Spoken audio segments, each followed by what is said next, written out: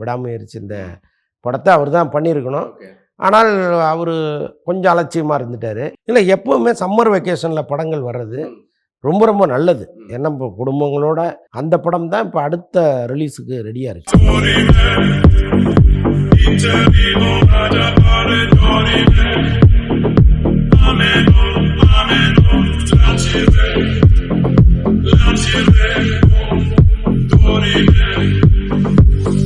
Hi விப்ளே trending நேயர்கள் எல்லாருக்குமே வணக்கம். நான் இசைக்கு இன்னைக்கு வலைப்பேச்சந்திரன் அவர்கள் முதல் 2ஆம் பகுதியில் என்ன பேசியிருக்காரு அப்படின்றத நல்லா கவனிச்சிருப்பீங்க. ஸோ அதை 3ஆம் பகுதியில் நீங்கள் தெரிஞ்சுக்க போகிறீங்க. வாங்க. எப்போவுமே சோஷியல் மீடியாவில், அதாவது சினிமாவில் இருக்கவங்களுக்கு சோஷியல் மீடியாவில் சில வதந்திகள் கிளப்புவாங்க.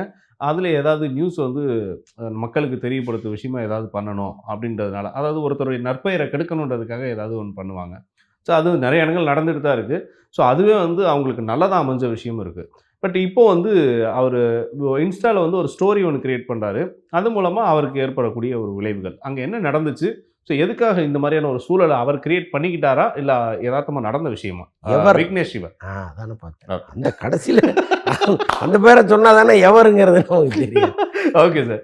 சார் விக்னேஷ் சிவன் அவர்கள் விக்னேஷ் சிவன் இந்த அஜித் படத்தையே அவர் தான் பண்ணியிருக்கணும். விடாமுயற்சி இந்த படத்தை அவர் தான் பண்ணியிருக்கணும்.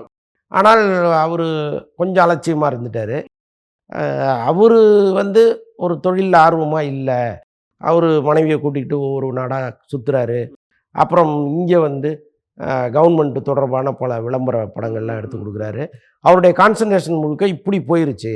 ஸோ இவருக்கு ஒரு படம் கொடுத்தா நம்ம செட் ஆகுமாங்கிறது ஒன்று. இன்னொன்று, லைக்கா நிறுவனம் அவருக்கு தேவையான அளவு டைமை கொடுத்தாங்க. நீங்கள் கதையை சீக்கிரம் ரெடி பண்ணிட்டு சொல்லுங்கள். ஏன்னா முதல் பாதி வரைக்கும் சொல்லியிருக்காரு, அடுத்த பாதி அவர் சொல்லலைங்கிற மாதிரிலாம் தகவல்கள் இருந்துச்சு. அஜித் முதல் பாதியை கேட்டு நல்லா இருக்கு, செகண்ட் ஹாஃப் ரெடி பண்ணுங்கலாம் அவர் சொல்லியிருந்தார். பட் என்ன காரணத்தினாலேயோ அது தள்ளி தள்ளி போய் ஒரு கட்டத்தில் விக்னேஷ் சிவன் வேணாங்கிற முடிவை அவங்க எடுக்கிறாங்க. அதுக்கப்புறம்தான் இவங்க வந்தாங்க உள்ள, மகிழ் திருமணி உள்ளே வராரு. இப்போ ரசிகர்களுடைய பார்வை என்னவா இருக்குன்னா, இப்போ அந்த ஆளே டைரக்ட் பண்ணியிருந்தா கூட ஓரளவுக்கு நியாயமாக பண்ணியிருப்பாரு. இப்படி திரும்பிடுச்சு. ஆமாம், இவ்வளவு இழிவா நம்ம தலைவரை காமிச்சிருக்க மாட்டாங்க. இந்த ஆளு இப்படி பண்ணிட்டாருன்னு ஒரு பக்கம் புலம்பல் நடந்துட்டு இருக்கு. பட் இந்த விஷயம் விக்னேஷ் சிவனை நிச்சயமாக இந்த படத்தினுடைய ரிசல்ட்டு, இன்னைக்கு வெளியில் பல பேர் கழிவு ஊற்றுறது, இது எல்லாத்தையுமே விக்னேஷ் சிவன் பார்த்துட்டு இருப்பார்ல. அப்போ அவர் ஒரு கருத்து ஒன்று போடுறாரு இன்ஸ்டாவில். அது என்னென்னா, ஒன்றும் உங்களுக்கு கிடைக்கலன்னு நீங்கள் நினைக்காதீங்க, பின்னால் ஒரு மேஜிக் ஒன்று இருக்குது அப்படின்னு சொல்கிறாரு. அப்போ என்னென்னா, இந்த படம் ஓடாது எனக்கு ரொம்ப மகிழ்ச்சி கொடுக்குதுங்கிறது தான் ஒரு பக்கம் அவர் சொல்ல வர்றது. ஆனால் வெளியில் அப்படி சொல்ல முடியுமா? அது மைண்ட் வைஸ். வெளியில் பேசுறது வேற வாய்ஸ். அவர் படம் பார்த்துட்டு சூப்பரான படமா இருக்கு, தலைக்கு இதுதான் சிறப்பான படம், வெளியில் ஒரு கருத்தை சொல்றாரு. பட் என்ன இருந்தாலும் நமக்கு கிடைக்காத ஒரு விஷயம் இன்னொருத்தருக்கு கிடைத்து அது ஃபெயிலியர் ஆகும்போது ஒரு மகிழ்ச்சி வரத்தானே செய்யும். அது அவன் தானே மனுஷன். நீங்க இங்க யாருமே கடவுள் கிடையாது இல்ல, எல்லாருக்குமே ஒரு சராசரி மனிதன் தானே உள்ள இருக்கும். அதனால விக்னேஷ் சிவன் ரொம்ப ஹாப்பியாக கதவை சாத்திக்கிட்டு டான்ஸ் கூட ஆடி இருக்கலாம். நான் நினைக்கிறேன், நான் அப்படிதான் நினைக்கிறேன். ஓகே சார், உங்க கற்பனை ரொம்ப சூப்பராக இருக்கு. சரி சார், இப்போ அந்த கூலி படத்தினுடைய அப்டேட்டு, இன்னும் சில காட்சிகள்லாம் புதுசாக சேர்க்கிற மாதிரியான சில விஷயங்கள்லாம் சொல்கிறாங்க. காட்சிகளை சேர்க்குறாங்களா, இல்லை சில இன்னும் சில சப்ஜெக்ட்டுக்கு தகுந்த மாதிரியான ஆட்கள், புதுசாக நடிகர்கள் யாராவது சேர்த்து பண்ணணும் அப்படின்ற மாதிரி சில அந்த முனைப்பில் இருக்காரா? இல்லைங்க, எல்லாமே அவர் படங்களில் திட்டமிடப்பட்டது. இப்போ நீங்கள் திடீர்னு ஒரு கதையை நினைக்கிறது, அப்புறம் அந்த கதையை கொண்டு சொருவுறது, அப்புறம் ஏற்கனவே இருக்கிறதுலேருந்து கொஞ்சம் உருவுறது, அதெல்லாம் அவர்கிட்ட கிடையாது. க்ளீனாக ஒரு சப்ஜெக்டை எழுதி அதை பக்காவாக ரெடி பண்ணிட்டு தான் அவர் ஷூட்டிங்கே போவார். அதனால் இந்த குழப்பங்கள் எல்லாமே இதில் கிடையாது. அவர் என்ன நினைச்சாரோ அதை திட்டமிட்டு எடுத்துக்கிட்டு இருக்காரு. ஓகே. சரி, அப்படி இப்போது சில படங்கள் வரிசையில் பார்க்கும்போது இப்போ அடுத்தடுத்த படங்கள் ஏன்னா இந்த மாதம் இப்போ இந்த விடாமுயற்சிக்காக சில படங்கள், அந்த பெரிய பட்ஜெட் படங்களே சரி ஓகே ஒரு அடுத்த வாரங்களில் பார்த்துக்கலாம் அப்படின்றது. ஆனால் இப்போ பார்த்துட்டிங்கன்னா படங்கள் ஒரு மார்ச்சுக்கு அப்புறம், அதாவது மார்ச் மந்தில் அந்த ஏப்ரல் அந்த பசங்களோட லீவ் டைமில் விடலாம் அப்படின்னு சில படங்கள்லாம் ரொம்ப நகர்த்தி போட்டாங்க. இப்போது அதோடைய வரவேற்பு என்ன மாதிரியான சூழலில் இருக்குது? இல்லை, எப்போவுமே சம்மர் வெக்கேஷனில் படங்கள் வர்றது ரொம்ப ரொம்ப நல்லது. ஏன்னா இப்போ குடும்பங்களோட போவாங்க, ஒரு என்டர்டெய்னிங் நமக்கு இருக்குது. ஏன்னா பிள்ளைங்க லீவில் இருக்காங்க, எங்கேயாவது கூப்பிட்டு போகணும்னு தோணும். அது தியேட்டருக்கு போனால் என்னான்னு தோணும். அப்போ படம் பார்க்க விருப்பம் இல்லாதவர்கள் கூட ஒரு படத்துக்கு ஏதாவது போகுமேன்னு நினச்சி வரலாம். அது நல்ல படமாக இருந்தால் பெரும் கூட்டம் வருவதற்கெல்லாம் வாய்ப்புகள் இருக்குது. ஸோ அதனால் வந்து இந்த சம்மர் வெக்கேஷனுங்கிறது சரியான டைமு. இப்போ பெரிய பெரிய படங்கள்லாம் அதை நோக்கி வர்றதுங்கிறது சரியான ஸ்ட்ராட்டஜி. ஓகே. அதுக்கப்புறம் பார்த்தீங்கன்னா அதாவது நம்ம நிறைய பழைய படங்கள் எப்படி சொல்கிறதுனா, இப்போ பராசக்தி படம் அந்த தலைப்புக்கான விஷயங்களை சொல்ல வரேன். இப்போ இதுக்கான ஒரு பிரச்சனையை கூட நடந்தது. விஜய் ஆண்டனி ஒரு பக்கம் வந்து போராடிட்டு இருக்காரு, இது என் டைட்டில் எப்பயும் நான் பண்ணியாச்சுப்பா அப்படின்ட்டு. ஸோ இருந்தாலும் அது வந்து வேற்று மொழிக்காக தான் அந்த பேர் இருக்குது. ஸோ அவர் வந்து விஷயத்த சொல்லிட்டாரு. ஆனால் இது ரெண்டையும் தாண்டி இவங்க 2 பேருக்கு இடையில எப்போ அங்கிட்டு போய் விளையாடுங்கப்பான்ற சொல்கிற மாதிரி இந்த படத்துடைய முழு உரிமை வச்சுருக்கக்கூடிய, அதாவது அந்த பராசக்தி அந்த பழைய படத்தை வந்து நாங்கள் வேறு மாதிரி எடுத்துகிட்டு வரோம், டிஜிட்டல் முறையில் கொண்டு வரோம், தயவுசெய்து இதை பயன்படுத்தாதீங்க, அப்படி பயன்படுத்தினால் அதுக்கான விளைவுகளை நீங்கள் வந்து சந்திக்க நேரிடும் அப்படின்னு சொல்லியிருக்காங்க. ஸோ இந்த பிரச்சனையை வந்து எப்படி இந்த பராசக்தின்ற டைட்டிலில் தான் வர்றதுக்கு வாய்ப்பு இருக்கா எஸ்கேவுக்கு? இல்லை, அதெல்லாம் உறுதிப்படுத்திட்டாங்க. பெருமாள் முதலியார் குடும்பத்தை சேர்ந்தவர்கள் இப்படி ஒன்று சொல்லியிருக்காங்கங்கிறது தான் நீங்கள் சொல்ல வர்ற தகவல். அவர் தான் வந்து சிவாஜி இந்த படத்தில் நடிக்கணும்னு ரொம்ப வற்புறுத்தினவர். ஆக்சுவலாக வந்து ஏவிஎம் நிறுவனம் அவர் வந்து சிவாஜியை முதல்ல பார்த்துட்டு என்ன பண்ணிட்டாங்க, ஐயோ இவ்வளோ ஒல்லியாக இருக்காரு, இவரை இந்த படத்தில் எப்படி நடிக்க வைக்கிறதுன்னு சொல்லி அனுப்பிச்சிட்டாங்க.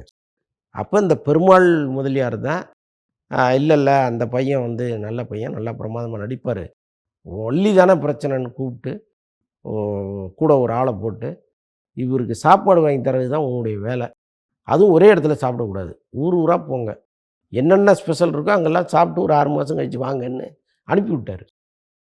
அப்படியே போகிறாங்க, ஒவ்வொரு ஊராக போய் சிறப்பாக சாப்பிட்டுட்டு தூங்கிட்டு நாடகம் பார்த்துட்டு ஒரு 6 மாதம் கழிச்சு வந்தால் அப்படியே பளபளன்னு வர்றாரு சிவாஜி. அதுக்கப்புறம் கொண்டு போய் முன்னாடி நிறுத்தினா அவர் பார்த்துட்டு, அடடா அந்த பையனா இது, சரி ரைட் நடிக்க வைங்கினார். அப்படி தான் வந்து பராசக்திக்குள்ளே சிவாஜி வந்தார். அவங்க குடும்பத்தை சார்ந்தவர்கள் தான் எங்கள் அனுமதி இல்லாமல் நீங்கள் அந்த டைட்டில் பயன்படுத்தக்கூடாதுன்னு சொன்னதாக ஒரு தகவல் வந்துச்சு. பட் இந்த எல்லாரையுமே இப்போ கூப்பிட்டு பேசி சரி பண்ணி இப்போ அந்த படத்தை அதே தலைப்பில் தான் கொண்டு வராங்க. Okay okay okay.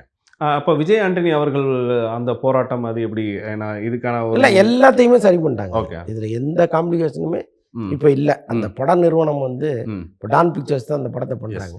அவங்க வந்து எல்லாரையும் தனித்தனியாக கூப்பிட்டு பேசி அவங்கள வந்து சால்வ் பண்ணி அனுப்பிச்சிட்டாங்க. Okay okay okay. இப்போ ஒரு சரியான ஒரு பொக்கிஷமான படமாக இதை எதிர்பார்க்கலாம். அப்போது பழைய படங்களுக்கு சில இயக்குநர்களுடைய ஒரு தாகம் தனிஞ்ச மாதிரி ஒரு ஃபீல் சில இடங்களில் பார்க்கும்போது தெரியுது. அது எப்படின்னா, இப்போ இந்த பழைய படங்களில் வந்து சில மாற்றங்கள் வந்து இப்போ நம்ம சொன்னோம், அது தலைப்பு கூட சொன்னோம். ஆனால் பழைய படங்கள்னால் ஒரு 10 வருஷத்துக்கு முன்னாடி எடுத்த படங்களை இப்போ ரிலீஸ் பண்ண விஷயங்கள். நான் ஃபார் எக்ஸாம்பிளுக்கு வந்து நம்ம மதகத ராஜாவே சொல்கிறேன். ஆனால் அந்த படம் வந்த ஒரு சில நாட்கள்லேருந்து நிறைய இயக்குநர்களுக்கு ஒரு சந்தோஷம். ஏன்னா அவங்களும் கிட்டத்தட்ட ஒரு 5 ஆண்டுகளா 6 ஆண்டுகளா படத்தை வந்து நிப்பாட்டி வச்சுருந்து அதில் சில காட்சிகள்லாம் இப்போ வரையும் புதுப்பிச்சு வச்சுருக்க மாதிரியெல்லாம் சோஷியல் மீடியாவில் சொல்கிறாங்க. இந்த படம் வந்தது எங்களுக்கு பெரிய உதவியாக இருக்குது, ஸோ இந்த மாதிரியான ஒரு வரவேற்பு எங்களுக்கு ஒரு ஓப்பனிங் கிடச்சதே பெரிய விஷயமா இருக்குது அப்படின்றது. இதை பற்றி கொஞ்சம் கருத்து சொல்லுங்கள். அதான் இப்போ நீங்கள் சொல்கிறது வந்து துருவ நட்சத்திரம்னு ஒரு பெரிய படம், விக்ரம் நடித்தது, கௌதம் மேனன் இயக்குனது. அந்த படம் தான் இப்போ அடுத்த ரிலீஸுக்கு ரெடியாக இருக்குது. இப்போ இந்த மாதிரி நிறைய படங்கள் ரிலீஸ் ஆக முடியாமல் தேங்கி நிற்கிற படங்கள் இருக்குது. இப்போ இதை என்ன பண்ணுறாங்கன்னா, திரை உலக அமைப்பை சார்ந்த முக்கியமானவர்கள், இப்போ திருப்பூர் சுப்பிரமணியம் மாதிரி மிக முக்கியமான ஒருத்தர், அப்புறம் அவரெல்லாம் ஃபைனான்ஸு சங்கத்தில் நம்ம சினிமாவுக்கு ஃபைனான்ஸ் கொடுப்பாங்க இல்லையா, அவங்க ஒரு சங்கம் வச்சுருக்காங்க, அதில் ஒரு பொறுப்பில் இருக்கார். இப்போ இவங்க பணம் தானே போய் முடங்கி இருக்கு, படம் வெளியில் வந்தால் தானே அவங்க பணம் முதல்ல வரும். ஸோ அதனால் படத்தை வெளிக்கொண்டு வர்ற முயற்சியை அவங்க தான் எடுக்கணும். ஸோ அப்போ அதுக்காக தான் அவங்க இறங்கி அதில் வேலை பார்த்துட்ருக்காங்க. இப்போ முழு மூச்சாக துருவ நட்சத்திரத்தை கொண்டு வர போகிறாங்க. இதை தாண்டி என்னென்ன படங்கள் தேங்கி இருக்குன்னு நமக்கு தெரியல பெருசாக. பட் பளிச்சுன்னு தெரிகிற படம் வந்து இப்போதைக்கு துருவ நட்சத்திரம் தான். கண்டிப்பாக கண்டிப்பாக. ஸோ அதனால் அந்த ட்ரெண்டில் வந்து மதகத ராஜா வெளியில் வந்தது நிறைய பேருக்கு ஒரு ஸோ அந்த முன்னுதாரணமாக வந்த ஒரு விஷயம். அதாவது என்ன, பரவாயில்லையே இத்தனை வருஷத்துக்கு அப்புறம் கூட அந்த படம் ஜெயிக்குது, அப்போ நம்மதும் கொடுப்போம், 10 வருஷத்துக்கு அப்புறம் கூட நம்ம கண்டென்ட் ஜெயிக்கும், நம்ம கதை வந்து எப்போ, ஏன்னா சிலர் இயக்குநர்கள்லாம் பார்த்தீங்கன்னா ஒரு 20 வருஷத்துக்கு அந்த கதையை வந்து அதாவது என்னென்னா இப்போ பார்க்குறவன் கிடையாது, 20 வருஷத்துக்கு அப்புறம் ஒருத்தன் பார்க்கும்போது ஒரு கனெக்ட் ஆகும் இல்லை, அந்த மாதிரி கதைகள்லாம் கொடுப்பாங்க. ஸோ அப்படி சில பேர் நம்பிக்கையில் இப்போ சில படங்களை தயாரிப்பு நிறுவனங்கள் ரெடியாக வச்சுருக்காங்க அப்படின்றத சொல்லும்போது ரொம்ப பெருமையாக இருக்குது. ஸோ நீங்கள் சொல்லும்போது எந்தெந்த படங்கள் வராத டைமில் ஸோ அந்த படங்கள் வந்து எந்த படம் எப்படி ஹிட் அடிக்கும்னு தெரியாது இல்லையா சார்? ஆமாம்மா. படங்கள் வந்து சில படங்கள் பழசானா கூட வெளியில் வரும்போது கொஞ்சம் புதுசாகவே இருக்கும். ஏன்னா அதுக்கேற்ற ஒரு கண்டென்ட்டை வந்து வச்சுருப்பாங்க. எல்லா காலத்துக்கும் பொருந்துகிற மாதிரி சில கண்டென்ட்டை வச்சுருப்பாங்க. ஸோ அதனால் துருவ நட்சத்திரம் சாதாரணமாகவே நல்லா இருக்குன்னு ஒரு டாக் இருக்குது. இப்போ இவ்வளவு லேட்டாக வர்றதுங்கிறது விக்ரம் படமும் இப்போ ரீசெண்டாக ஒன்றும் கிடையாது. இப்போ வீரதீர சூரன் தான் வரப்போகுது. அதுக்கு முன்னாடி இந்த படம் வருமா அல்லது வீரதீர சூரனுக்கு பிறகு வருமானு தெரில. Okay sir. பட் ஒரு முயற்சி நடந்து. நல்ல விஷயம், நல்ல விஷயம். ஸோ அப்போ வந்து ரசிகர்கள் ரொம்ப எதிர்பார்த்துட்டு இருக்க விஷயம் இட்லி கடை. இதோடைய ஒரு பெரிய தாக்கம் இந்த டைட்டில் எப்படி இவர் தனுஷ்க்கு செட் ஆகும் அப்படின்னு ஆரம்பத்தில் நினைச்சாங்க. இப்போ கடைசியில் அந்த போஸ்டர்ஸ்லாம் பார்க்க பார்க்க பார்க்க பழகி போயிடுச்சு. ஸோ இட்லி கடை அப்படின்ற ஒரு விஷயம்னாவே தனுஷ் அவர்களுடைய படம் தான். அந்த படத்தை பற்றி கொஞ்சம் சொல்லுங்கள். அதான் அந்த படத்தினுடைய படப்பிடிப்பு இப்போ வந்து ராமநாதபுரம் பகுதியை திருநெல்வேலி பகுதியை சொன்னாங்க. அங்கே நடந்துகிட்டு இருக்கு. சும்மா ஒரு 5-6 நாள் ஷூட்டிங். அதை கிட்டத்தட்ட அது வெளியிடுறதுக்கான தயார் நிலையில் இருக்கு. ஆமாம், கம்ப்ளீட்டாக முடிஞ்சிருச்சு. ஓகே. இது ஏதோ ஒரு சின்ன கொஞ்சம் காட்சிகள் பாக்கி இருக்கு. ஓகே. ஃபைட் சீனோ ஏதோ ஒன்று சொன்னாங்க. ஸோ அதை எடுத்துகிட்டு இருக்காங்க. இதை முடிச்சுட்டு தாய்லாந்தில் சத்யராஜை வச்சு ஒரு 2 நாள் ஷூட்டிங் இருக்குது. ஸோ அதை முடிச்சிட்டாங்கன்னா டோட்டலாக படம் முடிஞ்சுது. அவ்வளோதான். Okay sir. சார் அப்போ தனுஷ் அவர்களுக்கும் நயன்தாரா அவர்களுக்கும் ஏற்கனவே ஒரு சின்ன ஒரு கான்ட்ரவர்சி நடந்தது. அதுக்கப்புறமும் சில பிரச்சனைகள் முணுமுணுக்கப்பட்டது. இதுக்கப்புறம் சில பிரச்சனைகள்லாம் நிற்கிது. அது என்ன பிரச்சனை அப்படின்றத எங்கள் மக்கள் சொல்லுங்கள். இல்லை, அதை தான் அந்த நெட்ஃப்ளிக்ஸில் வந்த பயோபிக் நயன்தாராவினுடைய வாழ்க்கை வரலாறு அது தொடர்பாக தனுஷுக்கும் அவங்களுக்கும் ஒரு பிரச்சனை வந்துச்சு. நானும் ரவுடிதான் படத்தில் சில காட்சிகளை அவங்க எடுத்து அனுமதி இல்லாமல் பயன்படுத்தியிருக்காங்கிறது தான் ஆரம்பம். இப்போ பிரச்சனை நீதிமன்றத்துக்கு போயிடுச்சு. நீதிமன்றத்தில் இந்த வழக்கை சென்னையில் நடத்தக்கூடாது. ஏன்னா ஒளிபரப்பானது நெட்ஃப்ளிக்ஸில். அப்போ நெட்ஃப்ளிக்ஸ் நிறுவனம் எங்கே இருக்கோ நீங்கள் அங்கே தான் நடத்தணும்னு வழக்கை திசை திருப்புவதற்கு ஒரு வேலை நடந்துச்சு. ஆனால் தனுஷனுடைய லாயர் என்ன சொன்னார்னா, இல்லைங்க, நானும் ரவுடிதான் படப்பிடிப்பு சென்னையில் தான் நடந்துச்சு. அப்போ அந்த படத்தினுடைய கண்டென்ட்டை தான் எடுத்து போட்டிருக்காங்க. அப்போ நீங்கள் வழக்கை சென்னையில் தான் நடத்தணும் அப்படின்னு சொல்லி இப்போ வழக்கு சென்னையில் நடக்குது. அது இந்த குறுக்கு விசாரணையெல்லாம் முடிச்சிட்டாங்க. தீர்ப்பு தான் அவங்க சொல்லணும். அதை ஏதோ தள்ளி போட்டிருக்காங்க. Okay sir, okay sir. ஏன்னா சில வழக்குகள் நீங்கள் சொல்லும்போது சில வழக்குகளை வந்து அந்த வெளி இடங்களில் வைக்கும்பொழுது அந்த வழக்கு வந்து தோற்கடிக்கப்படுறதுக்கான நிறைய வாய்ப்புகள் இருக்குது அப்படின்ற ஒரு காரணத்துக்கு கூட பண்ணியிருக்கலாம் இல்லையா? இல்லை, அது நமக்கு தெரியாது. சட்டம் நீதித்துறை அதெல்லாம் வந்து அப்படி ஊருக்கு ஊர் மாறுமானலாம் நமக்கு தெரியாது. பட்டு இவங்களுடைய லாயர்ஸ் வந்து இங்கே இருக்காங்க. இவங்க அங்கே போய் வாதாடுறது அதெல்லாம் பெரிய ரிஸ்க்கு. இப்போ ஒரு பெரிய புகழ்பெற்ற ஒரு லாயர் இருக்கார்.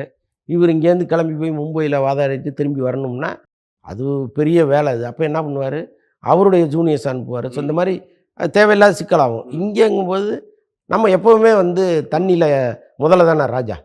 ஸோ அந்த மாதிரி வந்து நம்ம இங்கேயே இருந்து வாதாடுவோம். ஓகே அப்படின்ட்டு அவங்க. Okay sir. இளையராஜா அவர்கள் அந்த இசை ஞானிக்கு தகுந்த மாதிரியே சில ஆப்போசிட்டாக நடக்கக்கூடிய விஷயம் அது வந்து இப்போ இன்றைக்கி வந்திருக்க தொழில்நுட்பமாக இருக்கலாம். இல்லை அப்படின்னா இவர் இதுக்கு முன்னாடி சில விஷயங்கள் வந்து இவரே சில காப்பிரைட்ஸ்க்கான சில பேட்டர்ன்லாம் போட்டிருக்காரு இல்லையா? ஏன்னா அதுக்கப்புறம் பாடல்களை வந்து பயன்படுத்துறதுக்குன்னு சில வழிமுறைகள் இருக்குது. ஸோ என்னுடைய அனுமதி இல்லாமல் பண்ணக்கூடாது அப்படின்றது அது ஒரு சரியான அப்போது வந்து கஷ்டமாக இருந்தது. பட் இன்னைக்குள்ள காலகட்டங்களுக்கு அவர் அன்னைக்கு பண்ண விஷயம் இன்றைக்கி ஓகே தான் அப்படின்ற மாதிரி. இளையராஜா அவர்களுடைய பாடல் அவரே பயன்படுத்தக்கூடாது அப்படின்ற ஒரு விஷயம், அந்த வழக்கு எப்படி, இந்த வழக்கு எதுக்காக வந்து இவருக்கே வந்து திரும்பிச்சு அப்படின்றத பற்றி சொல்லுங்கள். இல்லைங்க, இதில் என்ன நடக்குது அப்படின்னா, இப்போ இளையராஜாவினுடைய பாடல்களுக்கான காப்பி ரைட்ஸை ஒரு நிறுவனத்துக்கு அவரே வித்துடுறாரு. இப்போ எதுவாக இருந்தாலும் நீங்கள் எந்த பாடலை பயன்படுத்துகிறதுனா இருந்தாலும் அந்த நிறுவனம் வந்து அனுமதி கொடுக்கணும். நீங்கள் பணம் கட்டி அந்த நிறுவனத்திட்ட இருந்தால் வாங்கணும் அப்படிங்கிற மாதிரி இவரே எழுதி கொடுத்துட்றாரு. கொடுத்துட்டு ஒரு பணத்தை வாங்கிடுறாரு அவர். அதுக்கப்புறம் இவருக்கு அந்த நிறுவனத்துக்குமே சம்மந்தம் கிடையாது. இவருக்கு ஒரு பாட்டு வேணும்னா கூட அவங்கள்ட்ட காசு கொடுத்து தான் வாங்க வேண்டியது. அப்படி ஒரு சூழல் இருக்கு. ஸோ நீங்கள் என்னவா அக்ரிமெண்ட் போடுறீங்களோ அதுதானே செல்லும். நீங்கள் நேருக்கு நேர் நம்ம உட்காந்து பேசுறது எப்பவுமே செல்லாது. நீங்கள் என்ன பேப்பரில் எழுதி கையெழுத்து போடுறீங்களோ அதுதான் செல்லும். அப்போ இவங்க ஆடியோ நிறுவனத்துக்கு விற்கும் பொழுது இவங்க என்ன கண்டிஷன்ஸில் விற்றுருக்காங்கன்னு ஒன்று இருக்குது. இப்போ இந்த எண்ணினிய பொன்னிலாவேங்கிற பாட்டை வந்து யுவன் பயன்படுத்துகிறார். நம்ம அப்பா பாட்டு தானே அப்படின்னு அவர் ரொம்ப தாராளமாக பயன்படுத்துகிறாரு. கேட்டால் அப்பாட்ட பர்மிஷன் வாங்கிட்டேங்கிறாரு. ஆனால் அப்பாவுக்கே அந்த பர்மிஷன் கிடையாதுன்னு அந்த நிறுவனம் கோர்ட்டுக்கு போகுது. அப்போ நீங்கள் என்ன எழுதி கொடுத்துருக்கீங்கிறது தான் அங்கே செல்லுபடியாகும். அப்போ சட்டம் அதுவாக இருக்கும் பொழுது இதில் தர்மத்தை பற்றி எங்கே பேசுறதுன்னு நமக்கு புரியல. ஆனால் அது கேட்கும்போது நமக்கு வயிற்றுச்சலாக இருக்கும். என்னடா ஒரு பாட்டை போட்டவருக்கே உரிமை இல்லைன்னா இது என்னடா அநியாயமாக இருக்குன்னு உங்களுக்கு தோணும். ஆனால் நீங்கள் ஏன் எழுதி கொடுக்குறீங்க? நீங்கள் எல்லா உரிமைகளையும் நீங்களே வச்சுக்கிட்டு நீ எதுவாக இருந்தாலும் என்கிட்ட வா, நான் வச்சுருக்கேன் அந்த உரிமைன்னு சொன்னீங்கன்னா ஃபைட் பண்ணுறதுல ஒரு அர்த்தம் இருக்குது. நீங்கள் எல்லாத்தையும் இன்னொருத்தருக்கு எழுதி கொடுத்துட்டு அவர் ஏன் கேட்குறாருன்னு சொல்கிறதுக்கு உங்களுக்கு உரிமை இல்லை. ஆமாம் ஆமாம். ஸோ இதுதான் இதில் நடந்திருக்கு.